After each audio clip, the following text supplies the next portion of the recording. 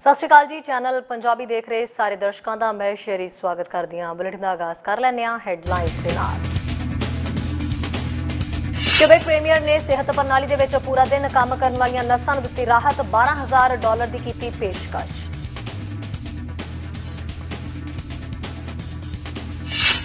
Alberta की मदद करने लई फैडरल सरकार तैयार। ऑटवा ने फौजी सहायता की कीती पेशकश।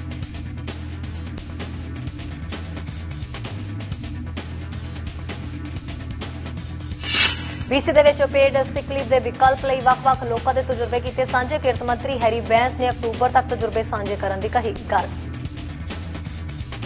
खबरां विस्तार दे नाल। क्यूबेक दे विच सेहत प्रणाली दे विच नर्सां दी घाट दे कारण हस्पतालों के विच मरीजां नूं सांभण च दिक्कत आ रही है, जिस करके क्यूबेक प्रीमियर ने नर्सां नूं $12,000 तो उपर दे बोनस की पेशकश की। प्रीमियर ने कहा, सानू नर्सां दी लोड़ है। पब्लिक हैल्थ नैटवर्क दे विच पूरे समय काम करने वाली नर्सां नूं $15,000 बोनस देने की गल आखी गई है ते होरां लई भी पेशकश जारी की गई।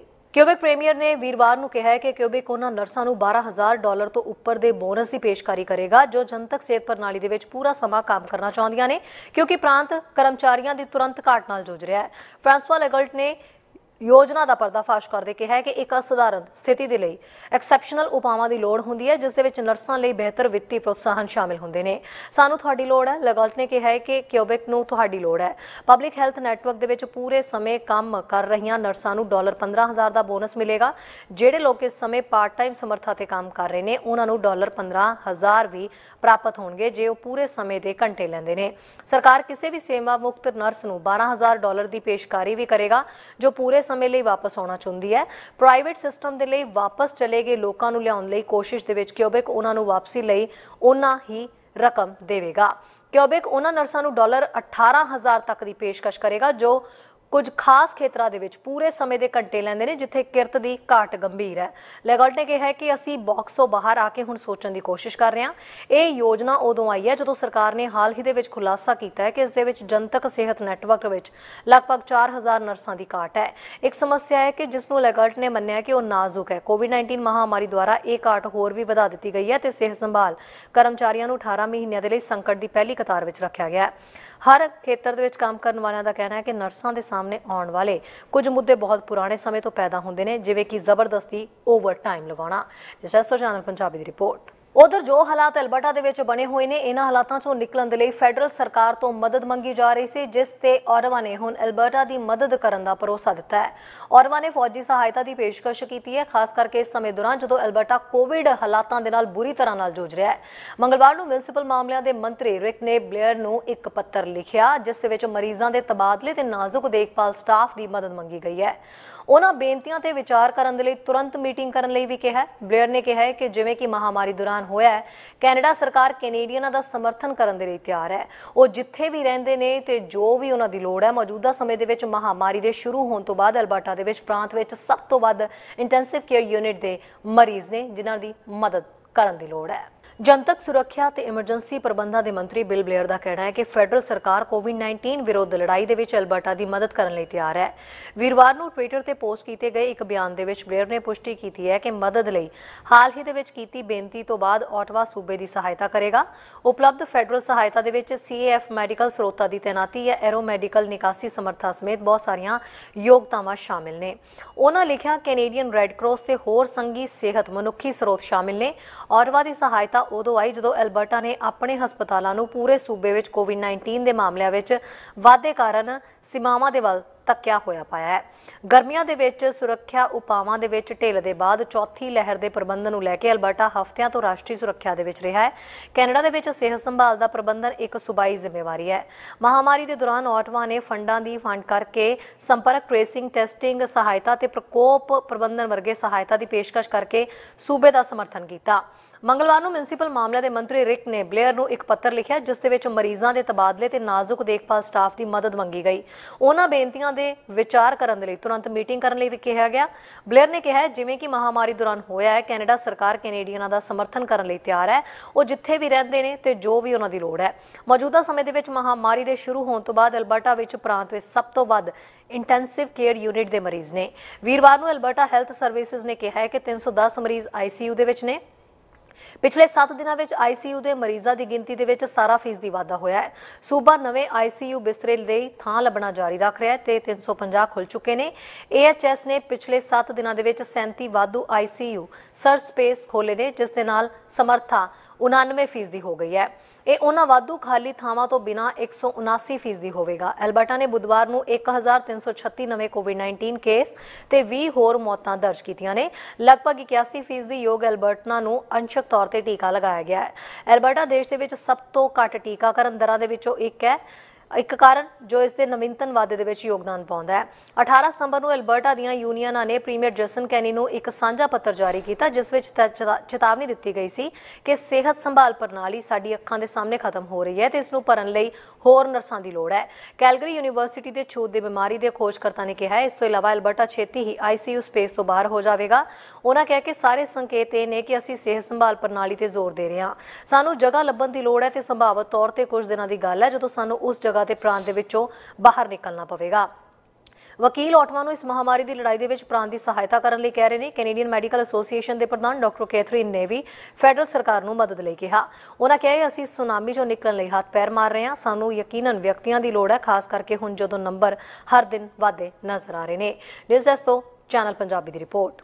पेड सिक लीव BC वासियों को चाहिए है। एक ਮੰਗ ਜਿਹੜੀ ਹੈ ਕਾਫੀ ਸਮੇਂ ਤੋਂ ਕੀਤੀ ਜਾ ਰਹੀ ਹੈ। ਖਾਸ ਕਰਕੇ ਕੋਵਿਡ ਦੌਰਾਨ ਇਹ ਮੰਗ ਵਧ ਰਹੀ ਸੀ। BC ਵਾਸੀਆਂ ਨੂੰ ਪੇਡ ਸਿਕ ਲੀਵ ਦੇ ਲਈ ਆਪਣੀ ਆਪਸ਼ਨ ਚੁਣਨ ਦੇ ਲਈ ਸਰਕਾਰ ਨੇ ਸੱਦਾ ਦਿੱਤਾ ਹੈ। ਲੋਕ ਇਸ ਆਸਰੇ ਆਪਣੀ ਸਲਾਹ ਸਾਂਝੀ ਕਰ ਸਕਦੇ ਨੇ ਕਿ ਪਰਮਾਨੈਂਟ ਪੇਡ ਸਿਕ ਲੀਵ ਦੇ ਲਈ ਲੋਕਾਂ ਦਾ ਆਖਿਰਕਾਰ ਨਜ਼ਰੀਆ ਕੀ ਹੈ। ਵੱਖ-ਵੱਖ ਲੋਕ ਆਪਣਾ ਨਜ਼ਰੀਆ ਜਿਹੜਾ ਹੈ ਉਹ ਉਸ ਦੇ ਵਿੱਚ ਲਿਖ ਵੀ ਰਹੇ ਨੇ। ਇਸ ਦੇ ਤਹਿਤ 3 ਆਪਸ਼ਨਸ ਉਪਲਬਧ ਕੀਤੀਆਂ ਗਈਆਂ ਨੇ। BC ਵਾਸੀ 3 ਦਿਨ 5 ਦਿਨ ਤੇ 10 ਦਿਨ ਦੀ ਪੇਡ ਸਿਕ ਲੀਵ ਬਾਰੇ ਚੋਣ ਕਰ ਸਕਦੇ ਨੇ। ਸੂਬੇ ਦੇ ਲੇਬਰ ਮੰਤਰੀ ਹੈਰੀ ਬੈਂਸ ਨੇ ਕਿਹਾ ਹੈ ਕਿ ਬੀਤੇ ਕੁਝ ਹਫ਼ਤਿਆਂ ਦੇ ਵਿੱਚ ਹਜ਼ਾਰਾਂ ਵਰਕਰਾਂ ਤੇ ਇੰਪਲੋਇਰਸ ਨੇ ਕੁਝ ਸਰਵੇਖਣਾਂ ਦੇ ਵਿੱਚ ਹਿੱਸਾ ਲਿਆ ਤੇ ਇਸ ਦੇ ਵਿੱਚ ਮੌਜੂਦਾ ਬੈਨੀਫਿਟਸ ਤੇ ਜਿਹੜੇ ਬੈਨੀਫਿਟਸ ਦੀ ਲੋੜ ਹੈ ਉਸ ਦੇ ਬਾਰੇ ਸਲਾਹ ਜਿਹੜੀ ਹੈ ਉਹ ਦਿੱਤੀ ਗਈ ਹੈ। सूबे भर के वसनीकों को स्थाई तनख्वाह वाली पेड सिक लीव ਲਈ 3 प्रस्तावित विकल्पों बारे अपनी गल कहने ਲਈ सद्दा दिता जा रहा है। किरत मंत्री हैरी बैंस ने कहा है कि पिछले कई हफ्तियां दौरान हज़ारां कामियां ते मालकां ने सानू उन्हां दे मौजूदा बीमारी छुट्टी लाभा बारे कहा सी। सो जे कोई है ਤੇ ਕਿਸ ਤਰ੍ਹਾਂ ਦੀ ਲੋੜ ਹੈ ਉਸ ਬਾਰੇ ਜਾਣਕਾਰੀ ਮੁਹੱਈਆ ਕਰਵਾਉਣ ਦੇ ਲਈ ਕਿਹਾ ਜਾ ਰਿਹਾ ਹੈ। ਉਹਨਾਂ ਸਰਵੇਖਣਾਂ ਦੁਆਰਾ ਸੂਚਿਤ ਅਸੀਂ BC ਦੇ ਲੋਕਾਂ ਨੂੰ ਇੱਕ ਵਾਰ ਫਿਰ ਆਪਣੀ ਗੱਲ ਕਹਿਣ ਲਈ ਸੱਦਾ ਦੇ ਰਹੇ ਹਾਂ। 5 ਅਗਸਤ ਤੇ 14 ਸਤੰਬਰ ਦੇ ਵਿਚਕਾਰ ਕਾਮਿਆਂ ਤੇ ਮਾਲਕਾਂ ਦੁਆਰਾ 26,000 ਤੋਂ ਵੱਧ ਸਰਵੇਖਣ ਪੂਰੇ ਕੀਤੇ ਗਏ ਸਨ। ਵਿਕਲਪ ਪੇਪਰ ਸਰਕਾਰ ਦੀ ਵੈਬਸਾਈਟ ਤੇ ਪੋਸਟ ਕੀਤਾ ਗਿਆ ਤੇ 25 ਅਕਤੂਬਰ ਤੱਕ ਟਿੱਪਣੀ ਲਈ ਉਪਲਬਧ ਹੈ। 3 ਵਿਕਲਪ ਵਿਕਸਿਤ ਕੀਤੇ ਗਏ ਨੇ ਜੋ ਘੱਟੋ ਘੱਟ ਦਿਨਾਂ ਦੀ ਗਿਣਤੀ ਨੂੰ ਕਵਰ ਕਰਦੇ ਨੇ। 3, 5 ਤੇ 10 ਦਿਨਾਂ ਦੀ ਅਦਾਇਗੀ ਬਿਮਾਰੀ ਦੀ ਛੁੱਟੀ। ਮਈ ਦੇ ਵਿੱਚ ਰੋਜ਼ਗਾਰ ਮਿਆਰ ਐਕਟ ਵਿੱਚ ਸੋਧਾਂ ਨੇ 31 ਦਸੰਬਰ ਤੱਕ 3 ਦਿਨਾਂ ਦੀ ਛੁੱਟੀ ਲਈ ਇੱਕ ਅਸਥਾਈ ਕੋਵਿਡ-19 ਅਦਾਇਗੀ ਬਿਮਾਰੀ ਛੁੱਟੀ ਪ੍ਰੋਗਰਾਮ ਵੀ ਬਣਾਇਆ। ਇੰਪਲੋਇਮੈਂਟ ਸਟੈਂਡਰਡਸ ਐਕਟ ਦੇ ਵਿੱਚ ਮਈ 2021 ਵਿੱਚ ਵੀ ਸੋਧਾਂ ਕੀਤੀਆਂ ਗਈਆਂ। ਉਹਨਾਂ ਦੇ ਨਾਲ ਵੀ 3 ਦਿਨ ਤੱਕ ਦੀ ਛੁੱਟੀ ਲਈ ਕੋਵਿਡ-19 ਤਨਖਾਹ ਦੇ ਸਮੇਤ ਬਿਮਾਰੀ ਛੁੱਟੀ ਦਾ ਪ੍ਰੋਗਰਾਮ ਤਿਆਰ ਹੋ ਸਕਿਆ, ਜਿਹੜਾ 31 ਦਸੰਬਰ 2021 ਤੱਕ ਲਾਗੂ ਰਹੇਗਾ। ਉਹਨਾਂ ਕਾਰੋਬਾਰਾਂ ਦੀ ਮਦਦ ਕਰਨ ਲਈ ਜਿਹੜੇ ਪਹਿਲਾਂ ਤੋਂ ਤਨਖਾਹ ਦੇ ਸਮੇਤ ਬਿਮਾਰੀ ਦੀ ਛੁੱਟੀ ਮੁਹੱਈਆ ਨਹੀਂ ਕਰਵਾਉਂਦੇ, ਸਰਕਾਰ ਰੋਜ਼ਗਾਰ ਮਾਲਕਾਂ ਨੂੰ $200 ਤੱਕ ਪ੍ਰਤੀ ਦਿਨ ਪ੍ਰਤੀ ਵਰਕਰ ਅਦਾ ਕਰ ਰਹੀ ਹੈ ਤਾਂ ਜੋ ਕੋਵਿਡ-19 ਤਨਖਾਹ ਸਮੇਤ ਬਿਮਾਰੀ ਦੀ ਛੁੱਟੀ ਲਈ ਕਰਮਚਾਰੀਆਂ ਦੀਆਂ ਤਨਖਾਹਾਂ ਦੇਣ ਦੇ ਵਿੱਚ ਉਹਨਾਂ ਦੀ ਮਦਦ ਕੀਤੀ ਜਾ ਸਕੇ। BC ਦੇ ਅੰਦਾਜ਼ਨ 50% ਕਰਮਚਾਰੀਆਂ ਨੂੰ ਮੌਜੂਦਾ ਸਮੇਂ ਤਨਖਾਹ ਸਮੇਤ ਬਿਮਾਰੀ ਦੀ ਛੁੱਟੀ ਨਹੀਂ ਮਿਲਦੀ। ਇਸ ਦਾ ਮਤਲਬ ਹੈ ਕਿ BC ਵਿੱਚ 1 ਮਿਲੀਅਨ ਆਮ ਤੌਰ ਤੇ ਇਸਤਰੀਆਂ ਜਾਂ ਪ੍ਰਵਾਸੀ ਕਾਮੇ ਹੁੰਦੇ ਨੇ ਜਿਨ੍ਹਾਂ ਨੂੰ ਲਾਭ ਨਹੀਂ ਮਿਲਦੇ। ਇਸ ਲਈ ਤਨਖਾਹ ਸਮੇਤ ਛੁੱਟੀ ਲੈ ਸਕਣਾ ਉਹਨਾਂ ਲਈ ਖਾਸ ਤੌਰ ਤੇ ਫਾਇਦੇਮੰਦ ਹੋਵੇਗਾ। सूबाई आंकड़ियां मुताबक अंदाजन 50% BC कर्मचारियों को भुगतान की बीमारी छुट्टी तक पहुँच नहीं है। बहुत सारे कर्मचारी जिन्होंने लिखा है कि वो बीमार होने के बावजूद बकायदा काम ते जाते सन या पूरी तरह ठीक होने ते पहला काम ते वापस चले जाते सन। रोजगार मालकां ते कर्मचारियों दोहां ने दस्सिया कि कर्मचारी बीमार होने के बावजूद काम ते आ जाते सन ते होरनां नूं भी बीमारी करते सी। BC विचले कर्मचारियों विचों तकरीबन अद्धियां नूं रोजगार मालक दे वल्लों दित्ती जाण वाली तनख्वाह समेत बीमारी की छुट्टी नहीं दिंदे। ਉਹ ਰੋਜ਼ਗਾਰ ਮਾਲਕ ਜੋ ਆਪਣੇ ਕਰਮਚਾਰੀਆਂ ਨੂੰ ਤਨਖਾਹ ਸਮੇਤ ਬਿਮਾਰੀ ਦੀ ਛੁੱਟੀ ਦਿੰਦੇ ਨੇ ਉਹਨਾਂ ਵਿੱਚੋਂ 45% ਦੇ ਕਰੀਬ 3 ਤੋਂ 5 ਦਿਨ ਦੀ ਛੁੱਟੀ ਹਰ ਸਾਲ ਲੈਂਦੇ ਨੇ। ਲਗਭਗ 25% 6 ਤੋਂ 10 ਦਿਨ ਦੀ ਛੁੱਟੀ ਦਿੰਦੇ ਨੇ। ਲਗਭਗ 20% 10 ਦਿਨ ਤੋਂ ਵੱਧ ਦੀ ਛੁੱਟੀ ਦਿੰਦੇ ਨੇ। 10% ਦੇ ਕਰੀਬ 3 ਦਿਨ ਤੋਂ ਘੱਟ ਦੀ ਛੁੱਟੀ ਦਿੰਦੇ ਨੇ। ਜਿਨ੍ਹਾਂ ਨੂੰ ਰੋਜ਼ਗਾਰ ਮਾਲਕਾਂ ਵਿੱਚੋਂ ਤਨਖਾਹ ਸਮੇਤ ਬਿਮਾਰੀ ਦੀ ਛੁੱਟੀ ਦਿੱਤੀ ਜਾਂਦੀ ਹੈ। ਉਹਨਾਂ ਵਿੱਚੋਂ ਲਗਭਗ 70% ਨੇ ਦੱਸਿਆ ਕਿ ਤਨਖਾਹ ਸਮੇਤ ਬਿਮਾਰੀ ਦੀ ਛੁੱਟੀ ਵਾਲੇ ਦਿਨ ਜੋ ਹਰ ਸਾਲ ਉਹਨਾਂ ਨੂੰ ਮਿਲਦੇ ਨੇ, ਉਹਨਾਂ ਸਾਰਿਆਂ ਦੀ ਉਹ ਆਮ ਵਰਤੋਂ ਨਹੀਂ ਕਰਦੇ। ਸੂਬੇ ਦੇ ਲੇਬਰ ਮੰਤਰੀ ਹੈਰੀਬੈਂਸ ਨੇ ਕਿਹਾ ਹੈ ਕਿ ਬੀਤੇ ਕੁਝ ਹਫ਼ਤਿਆਂ ਦੇ ਵਿੱਚ ਹਜ਼ਾਰਾਂ ਵਰਕਰਾਂ ਤੇ ਇੰਪਲੋਇਰਸ ਨੇ ਕੁਝ ਸਰਵੇਖਣਾਂ ਦੇ ਵਿੱਚ ਹਿੱਸਾ ਲਿਆ ਹੈ ਤੇ ਇਸ ਦੇ ਵਿੱਚ ਮੌਜੂਦਾ ਬੈਨੀਫਿਟਸ ਤੇ ਜਿਹੜੇ ਬੈਨੀਫਿਟਸ ਦੀ ਲੋੜ ਹੈ ਉਸ ਦੇ ਬਾਰੇ ਸਲਾਹ ਦਿੱਤੀ ਹੈ। 5 ਅਗਸਤ ਤੋਂ 14 ਸਤੰਬਰ ਵਿਚਾਲੇ ਇਸ ਪ੍ਰਕਾਰ ਦੇ 26,000 ਸਰਵੇਖਣ ਕੀਤੇ ਜਾਣ ਦੀ ਜਾਣਕਾਰੀ ਦਿੱਤੀ ਗਈ ਹੈ। ਹੈਰੀਬੈਂਸ ਨੇ ਕਿਹਾ ਕਿ ਪੈਂਡੈਮਿਕ ਨੇ ਦਰਸਾਇਆ ਹੈ ਕਿ ਕਿੰਨਾ ਜ਼ਰੂਰੀ ਹੈ ਕਿ ਬਿਮਾਰ ਮਹਿਸੂਸ ਕਰਨ ਤੇ ਲੋਕਾਂ ਦੇ ਕੋਲ ਘਰ ਰਹਿਣ ਦੀ ਆਪਸ਼ਨ ਹੋਣੀ ਚਾਹੀਦੀ ਹੈ। ਨਿਊਜ਼ ਡੈਸਕ ਤੋਂ ਚੈਨਲ ਪੰਜਾਬੀ ਦੀ ਰਿਪੋਰਟ ਨੇ ਕੋਵਿਡ-19 ਵੈਕਸੀਨ ਸਰਟੀਫਿਕੇਟਸ ਲਾਂਚ ਕੀਤੇ ਜਾਣ ਨੂੰ ਸਹੀ ਕਦਮ ਦੱਸਦਿਆਂ ਆਖਿਆ ਹੈ ਕਿ ਇਹ ਸਿਸਟਮ ਪ੍ਰੋਵਿੰਸ ਨੂੰ ਇੱਕ ਹੋਰ ਲਾਕਡਾਊਨ ਦੇ ਵਿੱਚ ਦਾਖਲ ਹੋਣ ਤੋਂ ਰੋਕੇਗਾ। ਵੈਕਸੀਨ ਸਰਟੀਫਿਕੇਟ ਸਿਸਟਮ ਲਾਗੂ ਹੋਣ ਤੋਂ ਕੁਝ ਘੰਟੇ ਬਾਅਦ ਹੀ ਫੋਰਡ ਨੇ ਆਖਿਆ ਕਿ ਇਹ ਸਰਟੀਫਿਕੇਟ ਅਰਜ਼ੀ ਪਰ ਬਿਮਾਰੀ ਦੇ ਨਾਲ ਨਜਿੱਠਣ ਦੇ ਲਈ ਅਹਿਮ ਮਾਪਦੰਡ ਹੈ। It's a time for unity. I spoke yesterday to Prime Minister and party leaders, and I shared the message with them. Now is the time to put our political differences aside and focus on the task at hand, navigating through this fourth wave of COVID-19. And I know that this election was difficult for a lot of people. Emotions have run high as candidates debated pandemic policies, including vaccine mandates and certificates. This morning, Ontario launched its own vaccine certificate. As of today, Ontarians will need to provide proof of vaccination before entering certain high-risk indoor settings, including restaurants, bars, casinos, theaters, and gyms. These settings were chosen based on the advice of the Chief Medical Officer of Health. The policy does not apply to outdoor spaces where the risk of transmission is much lower. I know that many people are concerned about this certificate and what it means for your civil liberties. I know that this is a divisive issue, and that's understandable. I want you to know that I hear you. Our government understands your concerns. And it's no secret that I was reluctant to use this tool. But our highest concern, what keeps me up at night, is ensuring we never lose our hard-fought progress. We can't afford to shut down again or experience a sudden surge in cases, like we're seeing in other provinces across the country. And I truly believe that this tool, these certificates, they're the best chance we have to get through this coming months without having to move backwards. But let me be very clear. This is a temporary and exceptional measure, and we will only use these certificates for as long as they are needed and not one day longer. ਜੋ ਅੱਗੇ ਦੇਖਦੇ ਹਾਂ Edmonton ਤੋਂ ਸਾਡੇ senior ਪੱਤਰਕਾਰ ਕੁਲਮੀਤ ਸਿੰਘ ਸੰਘਾ ਦੀ ਖਾਸ update. Channel Punjabi ਵੇਖ ਰਿਹਾ ਸਮੂਹ ਦਰਸ਼ਕਾਂ ਨੂੰ ਕੁਲਮੀਤ ਸਿੰਘ ਵੱਲੋਂ ਨਿੱਘੀ ਜੀ ਆਇਆਂ। ਵਾਹਿਗੁਰੂ ਜੀ ਕਾ ਖਾਲਸਾ, ਵਾਹਿਗੁਰੂ ਜੀ ਕੀ ਫਤਿਹ। ਐਡਮਿੰਟਨ ਸ਼ਹਿਰ ਤੋਂ ਦੋ ਖਬਰਾਂ ਲੈ ਕੇ ਤੁਹਾਡੇ ਲਈ ਹਾਜ਼ਰ ਹਾਂ ਜੀ। ਇੱਕ ਖਬਰ ਤਾਂ ਇਹ ਹੈ ਕਿ ਜਿਹੜੀ ਇਲੈਕਸ਼ਨ ਹੋ ਕੇ ਹਟੀ ਆ ਉਹਦੀਆਂ ਵੋਟਾਂ ਦੀ ਗਿਣਤੀ ਹੋ ਰਹੀ ਸੀਗੀ ਔਰ ਰਿਜ਼ਲਟ ਜਿਹੜੇ ਜੀ ਆ ਗਏ ਨੇ। ਜਿਹੜੇ ਐਡਮਿੰਟਨ ਸੈਂਟਰ ਤੋਂ ਜੇਤੂ ਕਰਾਰ ਦਿੱਤੇ ਗਏ ਨੇ ਰੈਂਡੀ ਬੌਸਨੋ, ਜਿਹੜੇ 2015 ਦੇ ਵਿੱਚ ਵੀ ਉਹਨਾਂ ਨੇ ਉਹ ਸੀਟ ਜਿੱਤੀ ਸੀਗੀ, ਪਰ 2019 ਦੇ ਵਿੱਚ ਉਹ ਕੰਜ਼ਰਵੇਟਿਵ ਦੇ ਜੇਮਸ ਕਮਿੰਗ ਨੂੰ ਹਾਰ ਗਏ ਸੀ ਸੀਟ।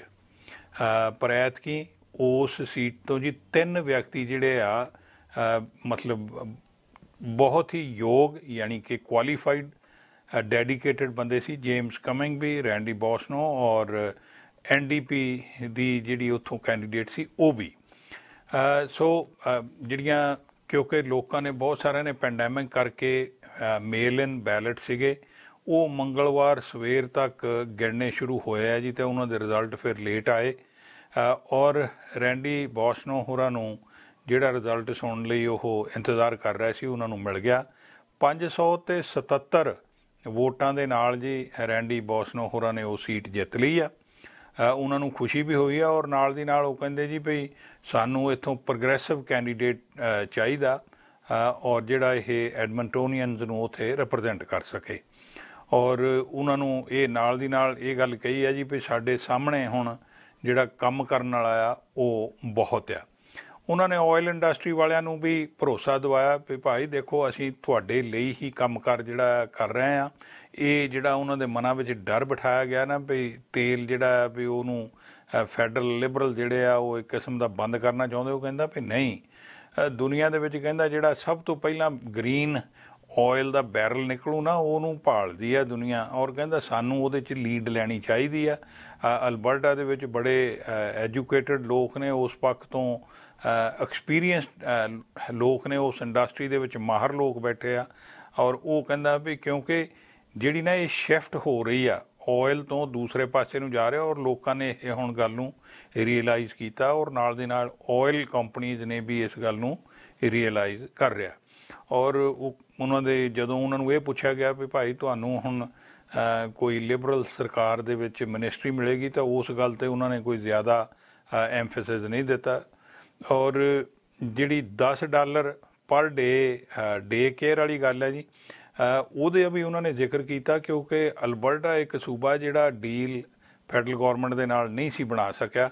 ਉਹ ਕਹਿੰਦੇ ਵੀ ਮੈਂ ਪ੍ਰੋਵਿੰਸ਼ੀਅਲ ਜਿਹੜੀ UCP ਸਰਕਾਰ ਆ ਉਹਨਾਂ ਦੇ ਨਾਲ ਇਹ ਸਾਰੀਆਂ ਜਿਹੜੀਆਂ ਗੱਲਾਂ ਬਾਤਾਂ ਰਲ ਕੇ ਕਰਾਂਗਾ, ਤਾਂ ਕਿ ਫੈਡਰਲ ਗੌਰਮੈਂਟ ਤੋਂ ਜਿਹੜੀਆਂ ਵੀ ਅਸੀਂ ਕੰਮਕਾਰ ਕਰਵਾਉਣੇ ਆ ਉਹ ਕਰਵਾ ਸਕੀਏ। ਹੁਣ ਉਹਨਾਂ ਦਾ ਇੱਕ ਸਾਥੀ ਜਾਰਜ ਚਾਲ ਕੈਲਗਰੀ ਸ਼ਹਿਰ ਤੋਂ ਜਿਹਨੇ ਜੀ ਵਿਨ ਕੀਤਾ ਆ ਸਕਾਈ ਵਿਊ ਕੈਲਗਰੀ ਤੋਂ। 2 ਲਿਬਰਲ ਦੀਆਂ ਸੀਟਾਂ ਹੋ ਗਈਆਂ ਜੀ ਟੋਟਲ ਅਲਬਰਟਾ 'ਚੋਂ, ਅਤੇ 2 ਹੀ NDP ਦੀਆਂ ਨੇ। ਬਾਕੀ ਦੀਆਂ 30 ਸੀਟਾਂ ਜਿਹੜੀਆਂ ਨੇ ਉਹ ਕੰਜ਼ਰਵੇਟਾਂ ਦੇ ਹੱਥ ਲੱਗੀਆਂ ਨੇ। ਔਰ ਲੱਗਦਾ ਵੀ ਇਹਨਾਂ ਦੋ 'ਚੋਂ ਜਾਰਜ ਚਾਲ ਜਾਂ ਰੈਂਡੀ ਬੋਸਨੋ ਦੇ ਵਿੱਚੋਂ ਕਿਸੇ ਇੱਕ ਵਿਅਕਤੀ ਨੂੰ ਜਿਹੜਾ ਆ ਉਹ ਜ਼ਰੂਰ ਕੋਈ ਨਾ ਕੋਈ ਕੈਬਨਿਟ ਦੇ ਵਿੱਚ ਜਗ੍ਹਾ ਮਿਲੇਗੀ।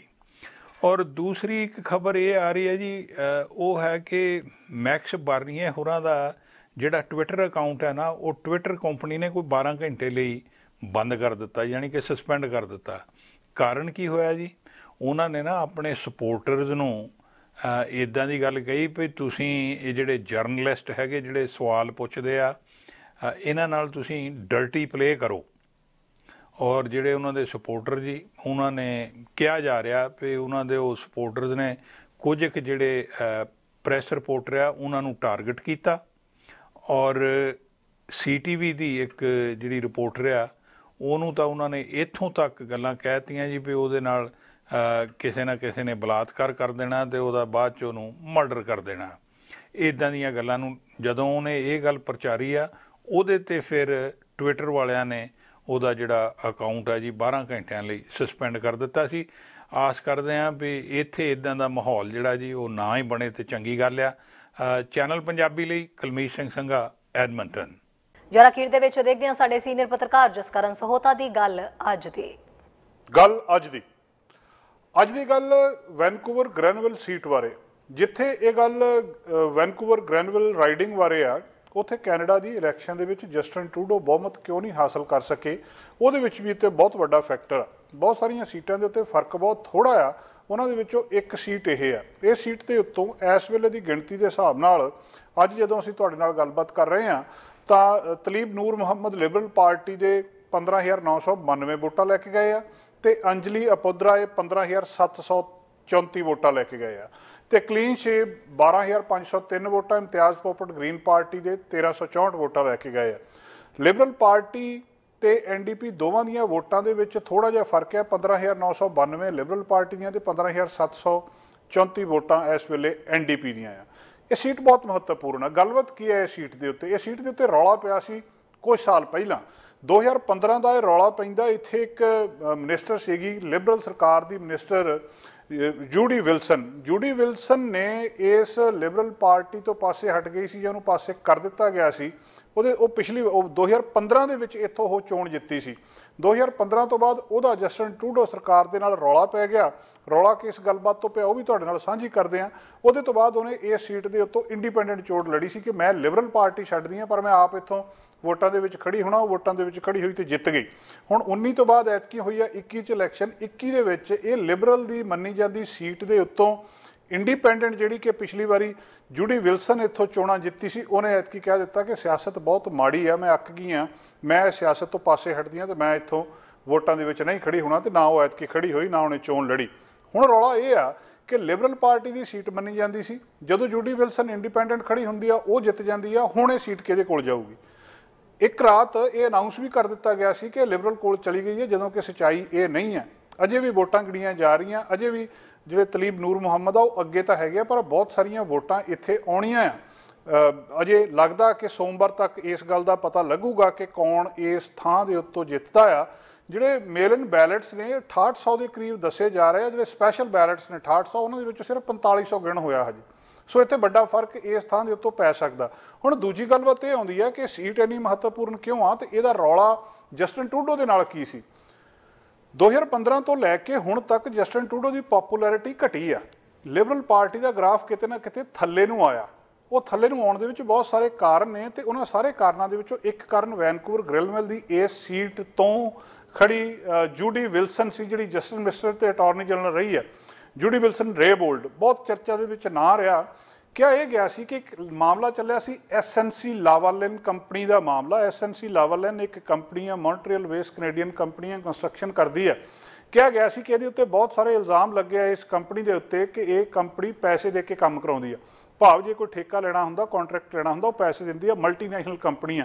ਲੀਬੀਆ ਦੇ ਵਿੱਚ ਵੀ ਇਹ ਇੱਦਾਂ ਹੀ ਕਰਦੀ ਆ, ਹੋਰ ਦੇਸ਼ਾਂ ਦੇ ਵਿੱਚ ਵੀ ਇੱਦਾਂ ਹੀ ਕਰਦੀ ਆ। ਤੇ ਕੈਨੇਡੀਅਨ ਕਾਨੂੰਨਾਂ ਦੇ ਤਹਿਤ ਜੇਕਰ ਇਹ ਸਿੱਧ ਹੋ ਜਾਵੇ ਕਿ ਇਹ ਕੰਪਨੀ ਬਾਹਰ ਕਿਤੇ ਵੀ ਰਿਸ਼ਵਤ ਦਿੰਦੀ ਆ ਤਾਂ ਉਹਦੇ ਉੱਤੇ ਕੇਸ ਚੱਲ ਸਕਦਾ, ਉਹਨੂੰ ਉਸ ਕੰਪਨੀ ਨੂੰ ਬੰਦ ਕੀਤਾ ਜਾ ਸਕਦਾ। ਇਹੀ ਮਾਮਲਾ ਜਿਹੜਾ SNC ਲਾਵਾਲਿਨ ਕੰਪਨੀ ਦੇ ਨਾਲ ਸਾਹਮਣੇ ਆਇਆ। SNC ਲਾਵਾਲਿਨ ਦਾ ਮਾਮਲਾ 2015 ਦੇ ਵਿੱਚ ਜਦੋਂ ਕੰਜ਼ਰਵੇਟਿਵ ਸਰਕਾਰ ਸੀ ਉਸ ਵੇਲੇ ਸਾਹਮਣੇ ਆਇਆ ਸੀ, ਜਦੋਂ ਇਹਨਾਂ ਦੇ ਉੱਤੇ ਕਰਪਸ਼ਨ ਦੇ ਚਾਰजेस ਲੱਗੇ ਸੀ ਕਿ $48 ਮਿਲੀਅਨ ਜਿਹੜਾ ਲੀਬੀਅਨ ਸਰਕਾਰ ਦੇ ਅਫੀਸ਼ੀਅਲਸ ਨੂੰ ਕਿਸੇ ਤਰ੍ਹਾਂ ਨੇ 2001 ਤੋਂ ਲੈ ਕੇ 2011 ਤੱਕ ਇਸ ਕੰਪਨੀ ਨੇ ਦਿੱਤਾ ਸੀ। ਹੁਣ ਜਦੋਂ ਇਸ ਕੰਪਨੀ ਦੀ ਖੋਜਬੀਨ ਚੱਲੀ ਕਿ ਪਤਾ ਕਰੋ ਇਸ ਕੰਪਨੀ ਨੇ ਕਰਪਸ਼ਨ ਕੀਤੀ ਆ, ਕਨਵਿਕਟ ਵੀ ਹੋਏ ਕੁਝ ਲੋਕ ਉਹਦੇ ਉੱਤੇ, ਤੇ ਫਿਰ ਮਾਮਲਾ ਕੈਨੇਡੀਅਨ ਸਰਕਾਰ ਦੇ ਨਾਲ ਆ ਗਿਆ। ਕੈਨੇਡੀਅਨ ਸਰਕਾਰ ਦੇ ਨਾਲ ਇੱਕ ਤਾਂ ਇਹ ਹੋ ਸਕਦਾ ਸੀ ਕਿ ਜੇ ਇਹ ਸਿੱਧ ਹੋ ਜਾਂਦਾ ਤੇ ਕੰਪਨੀ ਨੂੰ ਸਜ਼ਾ ਦੇ ਦਿੱਤੀ ਜਾਵੇ, ਬੰਦ ਕਰ ਦਿੱਤਾ ਜਾਵੇ, ਜਾਂ ਕੋਈ ਐਕਸ਼ਨ ਲੈ ਲਿੱਤਾ ਜਾਵੇ। ਦੂਜਾ ਜਿਹੜਾ ਇੱਕ ਤਰੀਕਾ ਸੀਗਾ ਉਹਨੂੰ ਡੈਫਰਡ ਪ੍ਰੋਸੀਕਿਊਸ਼ਨ ਕਹਿੰਦੇ ਆ, ਡੈਫਰਡ ਪ੍ਰੋਸੀਕਿਊਸ਼ਨ ਐਗਰੀਮੈਂਟ DPA ਕਹਿੰਦੇ ਆ, ਜਿਹਦੇ ਤਹਿਤ ਇਸ ਕੰਪਨੀ ਨੂੰ ਇਹ ਕਿਹਾ ਜਾ ਸਕਦਾ ਸੀ ਕਿ ਤੁਸੀਂ ਇੰਨੇ ਸਮੇਂ ਲਈ ਆਪਣਾ ਕੰਮ ਕਰ ਸੁਧਾਰ ਲਓ, ਜਾਂ ਤੁਹਾਡੀ ਕੋਈ ਇਸ ਤਰ੍ਹਾਂ ਕਰਕੇ ਸ਼ਿਕਾਇਤ ਨਹੀਂ ਆਉਣੀ ਚਾਹੀਦੀ, ਫਿਰ ਤੁਹਾਡੀ ਜਿਹੜੀ ਸਜ਼ਾ ਡੈਫਰ ਕਰ ਦਿੱਤੀ, ਅੱਗੇ ਕਰ ਦਿੱਤੀ। ਇਹ ਕੰਮ ਜਸਟਿਸ ਮਿਨਿਸਟਰ ਜੂਡੀ ਵਿਲਸਨ ਨੇ ਕਰਨਾ ਸੀ। ਜੂਡੀ ਵਿਲਸਨ ਨੇ ਇਹ ਕਿਹਾ ਕਿ ਪ੍ਰਾਈਮ ਮਿਨਿਸਟਰ ਵੱਲੋਂ ਕਥਿਤ ਤੌਰ ਤੇ ਮੇਰੇ ਉੱਤੇ ਪ੍ਰੈਸ਼ਰ ਪਾਇਆ ਗਿਆ ਕਿ ਤੂੰ ਕਿਸੇ ਤਰ੍ਹਾਂ ਇਸ ਕੰਪਨੀ ਨੂੰ ਇਸ ਡਿਸਪਿਊਟ ਦੇ ਵਿੱਚੋਂ ਕੱਢ ਦੇ, ਜਾਂ ਇਸ ਮਾਮਲੇ ਨੂੰ ਕਿਸੇ ਤਰ੍ਹਾਂ ਵੀ ਖਤਮ ਕਰ ਦੇ, ਤੇ ਜਿਹਦਾ ਸਿੱਧਾ ਇਲਜ਼ਾਮ ਜਸਟਿਨ ਟਰੂਡੋ ਦੇ ਉੱਤੇ ਵੀ ਲੱਗਾ ਸੀ। ਉਹ ਖਾਮਿਆਜਾ ਜਸਟਿਨ ਟਰੂਡੋ ਨੂੰ, ਭਾਵੇਂ ਉਹ ਗੱਲਬਾਤ ਖਤਮ ਹੋ ਗਈ ਬਾਅਦ ਦੇ ਵਿੱਚ, ਸਾਰਾ ਕੁਝ ਅਜੇ ਤੱਕ ਹਾਲੇ ਰੌਲਾ ਗੋਲਾ ਚੱਲ ਰਿਹਾ, ਉਹ ਇਲਜ਼ਾਮਾਂ ਕੋਈ ਐਡਾ ਇਸ ਤਰ੍ਹਾਂ ਸਿੱਧਾ ਇਲਜ਼ਾਮ ਨਹੀਂ ਲੱਗਾ, ਪਰ ਕਿਉਂਕਿ ਚਰਚਾ ਚੱਲੀ ਸੀ, ਕਿਉਂਕਿ ਮਾਮਲਾ ਸਾਹਮਣੇ ਆਇਆ ਸੀ, ਇਸ ਕਰਕੇ ਉਹਦਾ ਨੁਕਸਾਨ ਲਿਬਰਲ ਪਾਰਟੀ ਨੂੰ ਵੀ ਹੋਇਆ ਕਿ ਇੱਕ ਕੰਪਨੀ ਜਿਹਦੇ ਉੱਤੇ $48 ਮਿਲੀਅਨ ਇੱਧਰ ਉੱਧਰ ਦੇਣ ਦਾ ਦੋਸ਼ ਕੁਝ ਸਾਲਾਂ ਦੇ ਵਿੱਚ ਲੀਬੀਆ ਦੇ ਵਿੱਚ, ਇੱਥੇ ਮੌਂਟਰੀਅਲ ਦੇ ਵਿੱਚ ਹਸਪੀਟਲ ਦੇ ਪ੍ਰੋਜੈਕਟ ਦੇ ਵਿੱਚ ਉਹਦੇ ਉੱਤੇ ਰਿਸ਼ਵਤ ਦੇਣ ਦਾ ਦੋਸ਼ ਲੱਗਦਾ ਕਿ ਇਹ ਕੰਪਨੀ ਰਿਸ਼ਵਤ ਦੇ ਕੇ ਆਪਣਾ ਕੰਮ ਕਰਾ ਲੈਂਦੀ, ਭਾਵ ਕੰਟਰੈਕਟ ਲੈ ਲੈਂਦੀ ਹੈ, ਠੇਕਾ ਰਿਸ਼ਵਤ ਦੇ ਕੇ ਲੈਂਦੀ ਹੈ।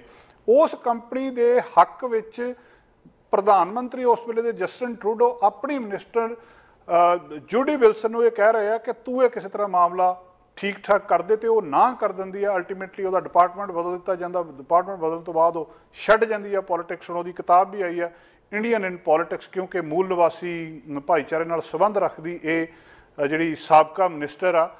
ਉਹ ਸਾਰਾ ਰੌਲੇ ਗੋਲੇ ਦਾ ਅਸਰ ਵੈਨਕੂਵਰ ਗ੍ਰੈਨਵਿਲ ਦੀ ਸੀਟ ਦੇ ਉੱਤੇ ਨਾ ਹੋ ਕੇ ਪੂਰੇ ਕੈਨੇਡਾ ਦੇ ਵਿੱਚ ਪਿਆ, ਤੇ ਪੂਰੀ ਲਿਬਰਲ ਪਾਰਟੀ ਦੇ ਉੱਤੇ। ਜੇਕਰ ਕੁਝ ਕੁ ਮੁੱਦੇ ਜਿਹੜੇ ਸੀਗੇ ਜਿਨ੍ਹਾਂ ਕਰਕੇ ਇਹਦੀ ਪੋਪੂਲੈਰਿਟੀ ਥੱਲੇ ਗਈ ਆ, ਉਹਨਾਂ ਦੇ ਵਿੱਚੋਂ SNC ਲਾਵਾਲਿਨ, ਜੂਡੀ ਵਿਲਸਨ ਦਾ ਮਾਮਲਾ ਇੱਕ ਸੀ, ਤੇ ਉਸੇ ਸੀਟ ਦੇ ਉੱਤੇ ਇਸ ਵੇਲੇ ਕਾਊਂਟਿੰਗ ਚੱਲ ਰਹੀ ਆ।